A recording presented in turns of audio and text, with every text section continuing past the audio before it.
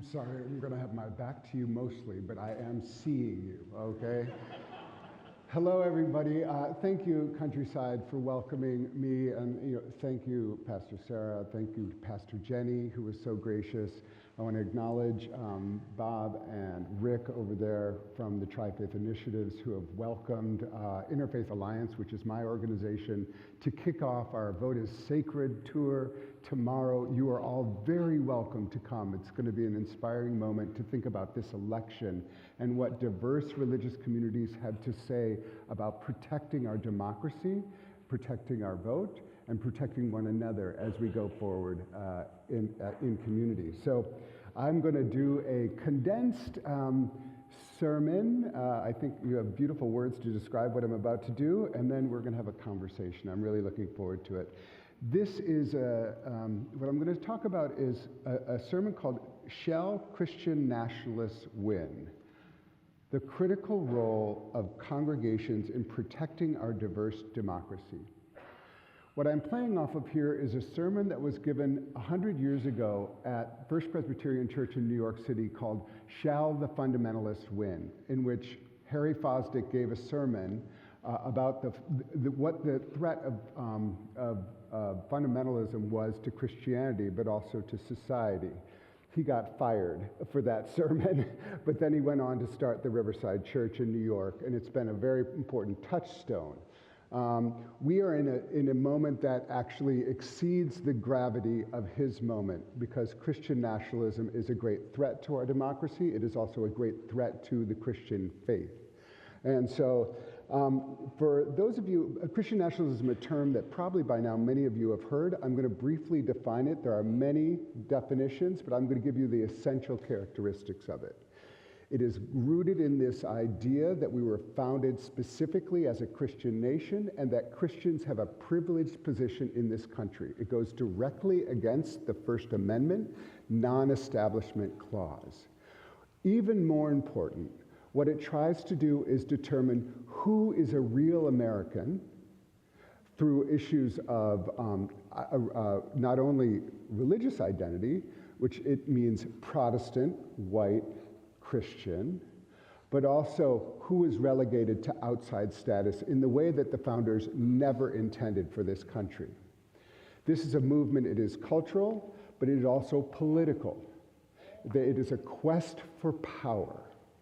Christian nationalism is dedicated to controlling every aspect of American democracy, including government, but also every other ones, economics, entertainment, all of it. And so it is an attempt to establish a theocracy instead of a democracy. There are unfortunately, some statistics that I'm going to lay down on you that show how big of a threat this is. Close to 30% of Americans are either adherents or sympathizers with this idea of Christian nationalism. Among white evangelicals, it goes up to almost 3/4. There's some other unfortunate characteristics. One of the greatest predictors of Christian nationalism is racism, against anti-black racism. Yeah.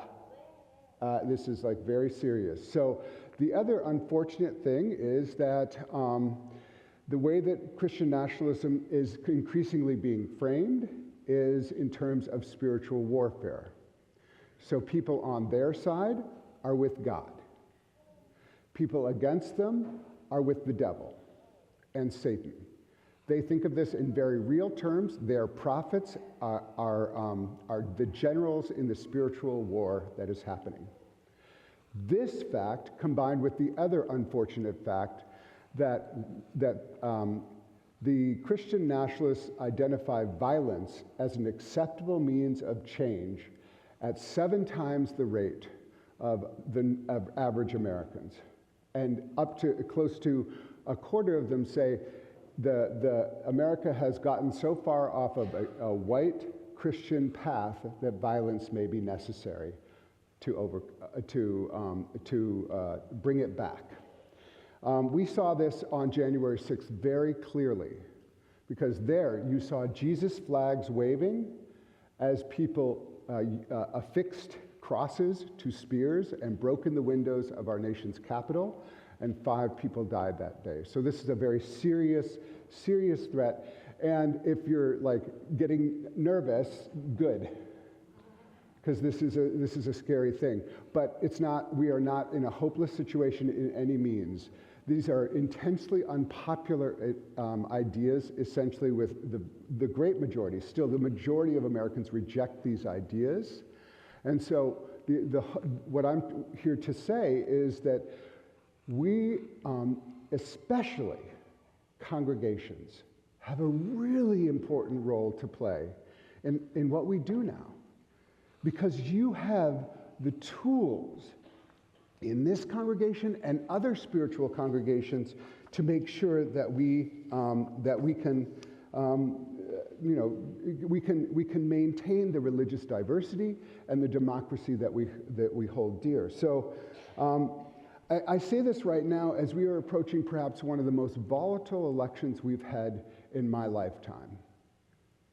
So this congregation is critical in the next 2 months to our democracy. And so I know you're in stewardship. This is what you all can do for our democracy is a serious business. It's so important because this is a critical time and disruptions will happen. And what we do to respond to those disruptions is absolutely essential for the preservation of our democracy. So I'm going to list a few of the ways that congregations are so important. First of all, this incredible space that you have. We are in a moment where many civic spaces are being hollowed out. Libraries under attack, higher education. You have a space where you can bring people in, diverse people. You're in Tri-Faith Initiative. How amazing. Bring people in to meet one another because the enemy of democracy is isolation and demonization. Bringing people together is the opportunity for knowing one another and truly being with one another. Even if we disagree on a lot of stuff, we need to know one another. And so bringing people into spaces and say, let's learn together. The other piece of this, the second piece that I want to emphasize, is that you can mobilize. If something happens in your community, you can go out and meet it. And I'm not talking about with spears and crosses, rather with the idea of showing up. If someone attacks one of your neighbors with hate, with violence, you can show up and be alongside them. This place has a mobilization number. This is an opportunity to show up. And the third thing I'll say is you have an opportunity to share real information.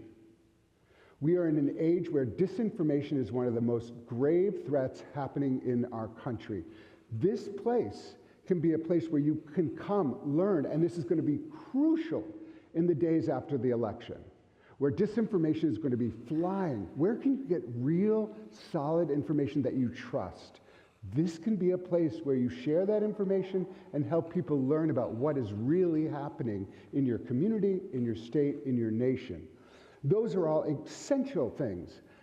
The last one I want to talk about is perhaps the most important one, which is the spiritual lessons that you can come to bring to bear on this moment that we're in. So we heard about this Corinthians, beautifully read, by the way, this important word from Corinthians. People use that a lot in weddings, but it wasn't for 2 people. It was actually written in response to division in a wider culture. And the important thing is to love one another. And so, how do we take that? How do we go deep into the spiritual traditions of, that we have in our faith and other faiths have to go deep into love in this moment and not become what we hate? And I have to say, so I think in the bio, I'm a gay man. am married. I have 2 children, and my family is under attack in this moment. We're very suspect. And so sometimes when I hear about love in church or other places, love, and I find my fist clenching, and I'm ready for the fight. Don't talk to me about love.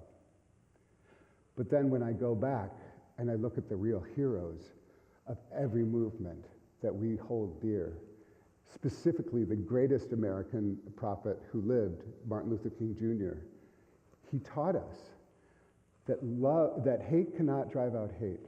Only love can do that.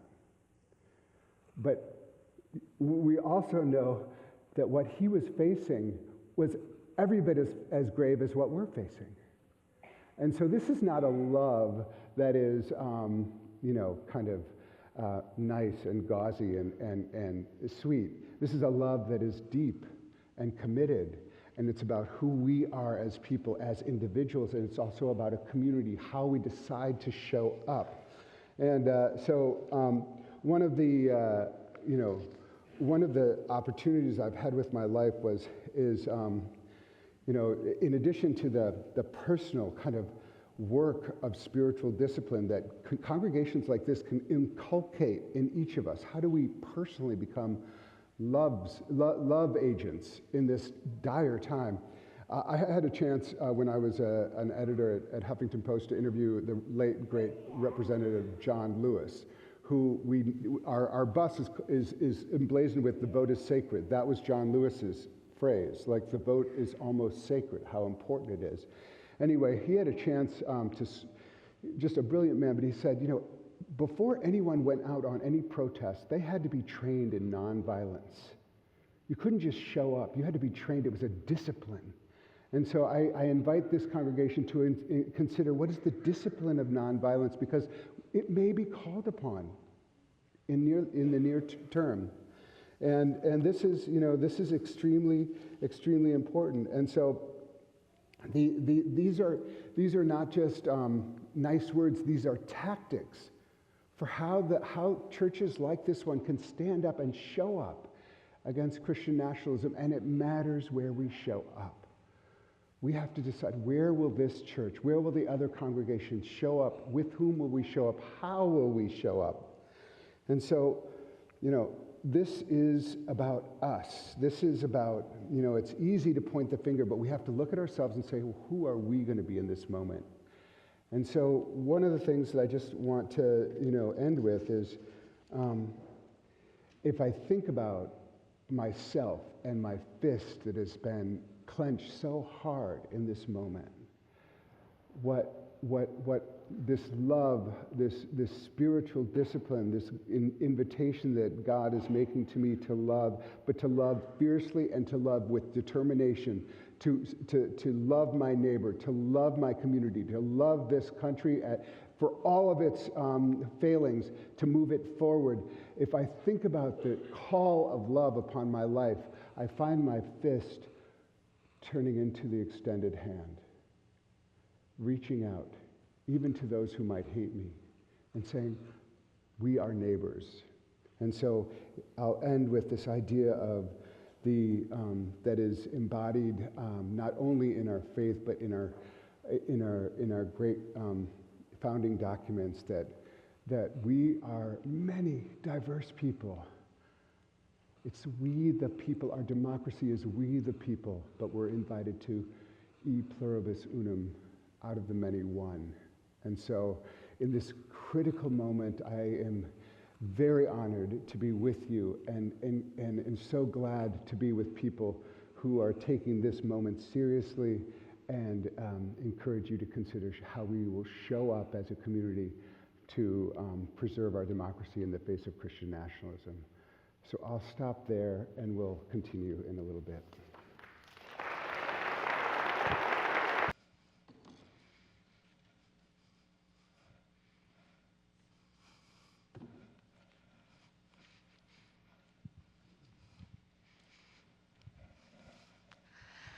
Well, Paul has a podcast. Can you remind us the name of your podcast? Yes, gladly. Although those are like the most millennial words in the world. I have a podcast, but I do have a podcast. It's 18 years old that I inherited with this role, and it's called The State of Belief, and the tagline is where religion and democracy meet. And I am very fortunate to be able to, call upon my Rolodex from the time I was at Huffington Post and BeliefNet and other major digital outlets to to really interview some of the most spectacular leaders in the country right now. And so I would love it if you all, made it part of your consumption. So Jenny, our senior pastor, and I have started a podcast. We were doing it on a book we were reading, a David Brooks book, How to Know a Person, that we were providing week by week conversation that went along with the chapters that folks are reading. But that's why I kind of imagined us having a little conversation, like a podcast conversation.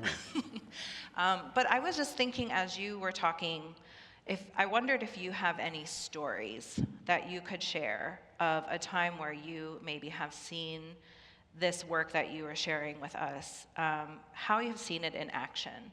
Because I think that many of us, we might know what we're supposed to do, but we're still scared. Whether it's talking to someone who sees things really differently than we do, or going out and doing different actions on behalf of democracy. Sometimes stories can inspire us so that we know that other people have done it and transformational things have happened, and we can use that as an inspiration. Yeah.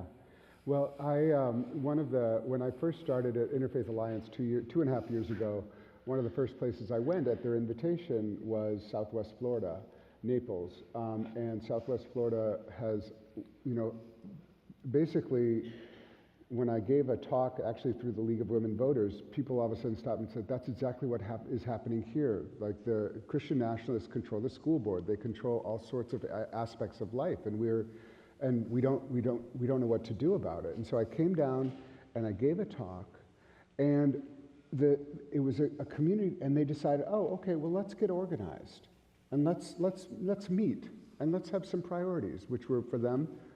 They were taking on book bans, and they were taking on anti-LGBT work. That they were confronting anti-LGBT that was happening. And so they started showing up, and it was really interesting. So they started showing up to the school board.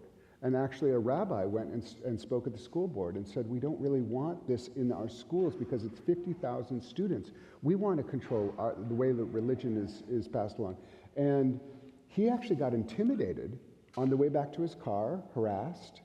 Well, that became a story, and it became actually a national and even international story. The next time I went down there for a panel discussion that I was moderating and giving a talk around, it was standing room only.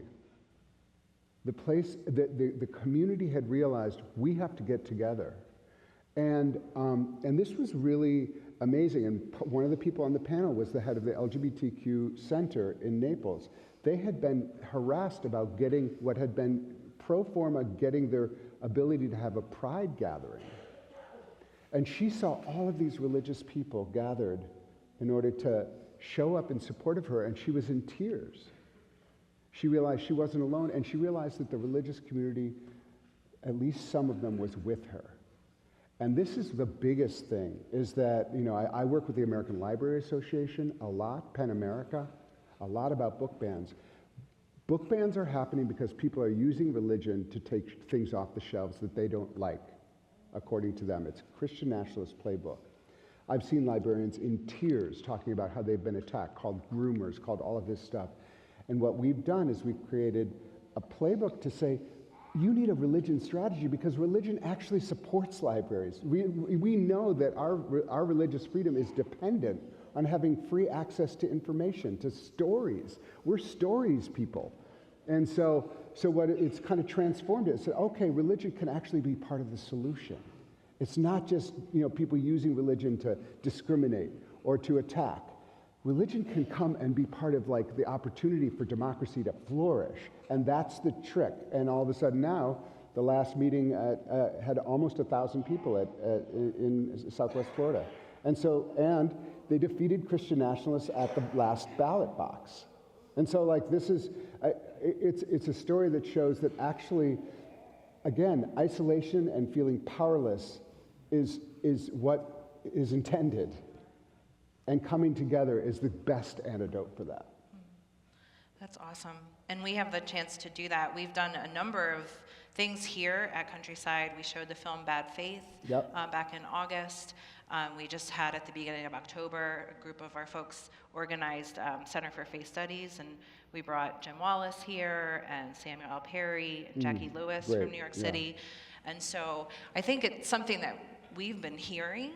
But what would you say to someone in a faith community if they feel like we shouldn't be talking about this in church? I think the important thing is to, actually a faith community is where you talk about what matters. And Christian nationalism is, again, not only a threat to democracy, it's a threat to Christianity. Because it enshrines in Christianity and it privileges within a faith that is meant to welcome all, that is like explicitly neither male nor female, and yet it enshrines a kind of supremacy argument. This is it's a matter of faith, and it's corrupting our faith. And frankly, one of the main reasons that young people don't want to go to church is because they think church is synonymous with a lot of the stuff they believe in. A lot of the people who leave church think it's because they think, well, church is hostile to LGBTQ people. And I'm like, and again, I want people to be who they want. I want them to believe what they want to be. But don't leave church because you think Jesus hates gay people, because that's just not true. And so this is a matter of how we're protecting our own faith against a corruption, and also the way that it is being, this is a very public facing, this has become a commonplace. So I think it's there's one thing, the democracy, and also, the real hate that it can inspire.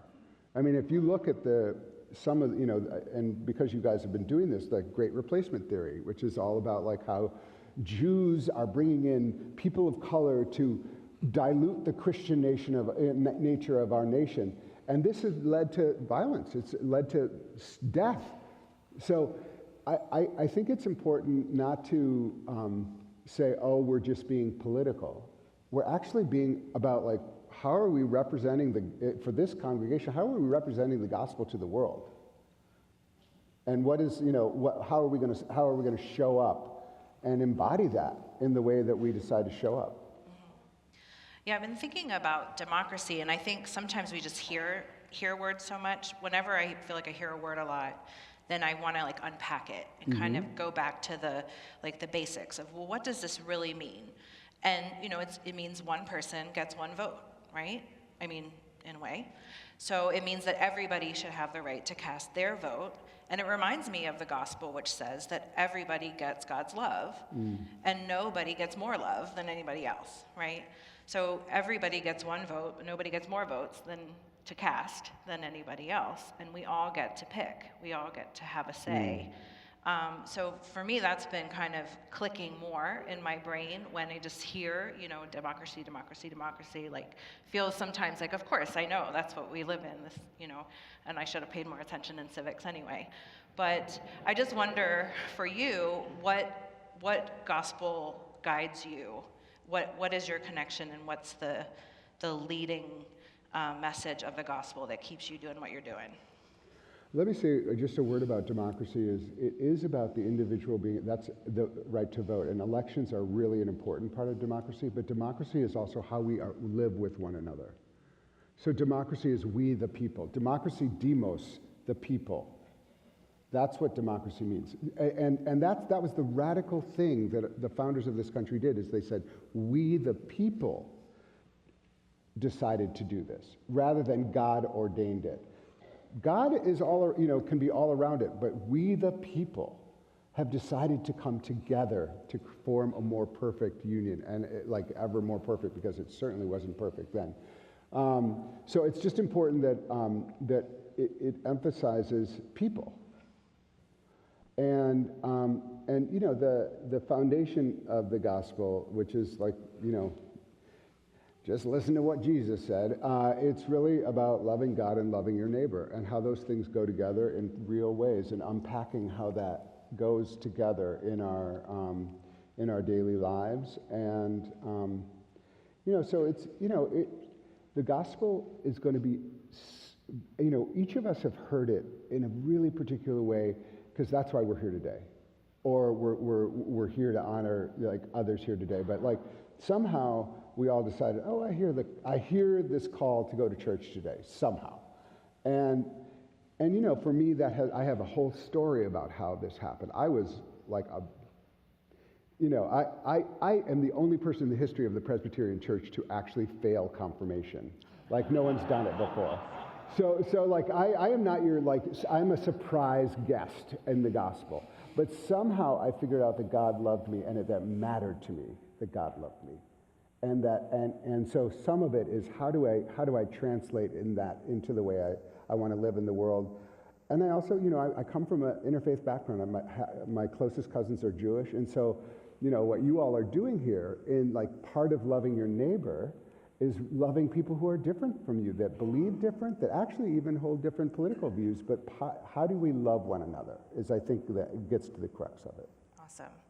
Well, I think we'll leave it there, unless you have any last word that you want to make sure you get to say before we move on with the remainder of our service. I'll finish that story about how I failed confirmation. So I didn't know you had to go to class to pass confirmation.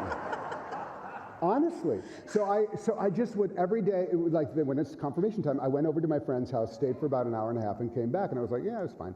And then I showed up the day before confirmation, and the pastor said, almost all of you will be confirmed today. And then he gives me like this, you know, dead eye, and I'm like, oh, whoa, what just happened? And my dad was a deacon in the church. Like, my parents were very involved in this church. So it turns out, like, and I learned the lesson of a lifetime. It matters where we show up.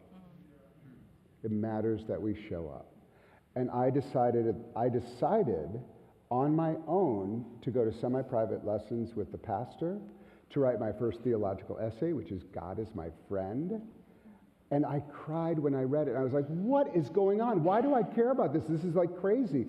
Because my parents had a rule, like you had to go through confirmation classes and choose whether or not you wanted to get confirmed. They didn't mandate it. And I chose to, and then I realized, oh, it matters where I show up. And so I just invite you as a congregation, as individuals, it will matter where you show up, where we show up. And we're about to show up here, and we're about to launch Vote is Sacred, Des Moines, Iowa, Wisconsin, Michigan, Ohio, and Pennsylvania. It matters that we show up and recognize the great work that's happening around the country. So I would love for you to show up with us tomorrow if you can, but just keep that in mind, is where am I placing my body? Where am I placing my energy? And again, I'll make a final pitch for stewardship, because I've worked in 3 churches before I've done all those things. It matters how you show up for this congregation and support this congregation. So I hope you will. Thank you. As you leave this place and return to your lives of service, may you go forth in love. Not weak-kneed, soft, tender-hearted love, maybe some of that. But even more, fierce love, vibrant love, love that stands on the side of what is right, love that stands up for those on the margins. May you go forth from this place emboldened to share that love with all you meet. And may God bless you and keep you. May God make God's face to shine upon you and be gracious unto you and give you peace. Amen.